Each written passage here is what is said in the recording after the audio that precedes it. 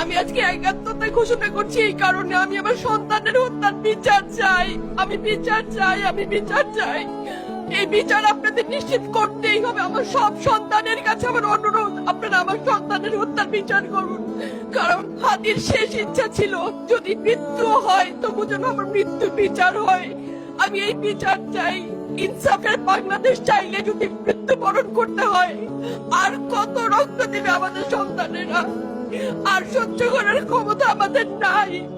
আমাদের সন্তানদের বাঁচতে দিন। ইনসাফের বাংলাদেশ গায়েব হোক। আমরা আর সহ্য করতে পারি না। প্রশাসনের কাছে, সবার কাছে একটাই মাত্র অনুরোধ, আমাদের বাচ্চাদের বাঁচতে দিন, আমাদের ইনসাফের বাংলাদেশ দিন। কথা বলার শক্তি আমার নাই, আমার চোখ ভরে আসছে। আমি সহ্য করার শক্তি আমাদের নাই। আমাদের বাচ্চাদের বাঁচতে দিন। প্রশাসন সজাগ হবে কবে? আর কত মৃত্যু আমার বাচ্চাদের দেখতে হবে?